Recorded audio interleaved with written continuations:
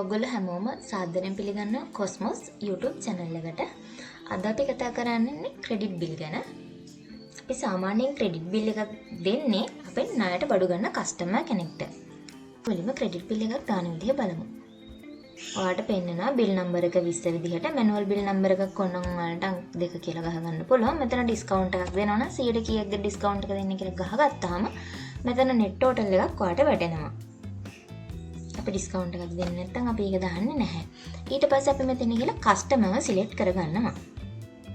අපි මේ කස්ටමර්ව සිලෙක්ට් කරගමු. මේ වෙලාවේ බඩු විකුණන කෙනා තමයි රන්දික. එතකොට එයා තමයි මෙතන සේල්ස් රෙප් වෙන්නේ. අපි එතකොට දානවා එයාට ස්මෝල් බිල් එකක්. එතකොට එයා ණයට බඩු ගන්නවා. එයාගේ බිල් එක තමයි මේ පෙන්වන්නේ. දැන් අපි හිතමු තව කස්ටමර් කෙනෙක් ඉන්නවා.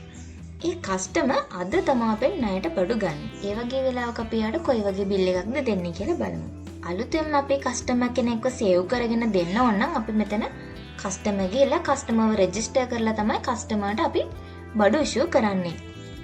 හැබැයි ඒක ඔයාලට ගොඩක් ලොකු කරදරයක් නේ. නිසා අපි මෙතන configuration එකක් on කරලා තියෙනවා. create customer if not exist when billing කියලා. ඊට පස්සේ අපි ඒක අප්ඩේට් කරනවා. මේක බිල් එක දාන වෙලාවෙම අප්ඩේට් කරන්න ඕනේ නැහැ. කලින් අප්ඩේට් කරලා තියාගන්න පුළුවන්.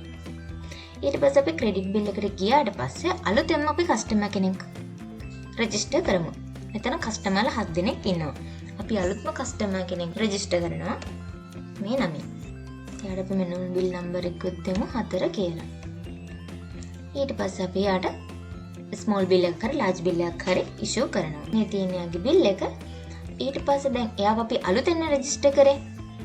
අපිට ඕනනම් ගිහිල්ලා බලන්න පුළුවන් total outstanding එකේ register කරපු customer ඉන්නවද කියලා. මෙතන සුපුන් කියලා customer පෙන්නන රුපියල් 250ක outstanding එකක් එක්ක. ඊළඟට අපිට තව ප්‍රශ්නයක් එන්න පුළුවන්. මෙතන ඉන්න customer half payment එකක් කරලා තමයි බඩු ගන්නෙ. ඒ වගේ වෙලාවක ලේසියෙන්ම කරගන්න ඕන නිසා ඉතින් අපි ඒකට ගිහිල්ලා configuration එකක් on කරනවා. show payment dialog in credit bill කියන එක.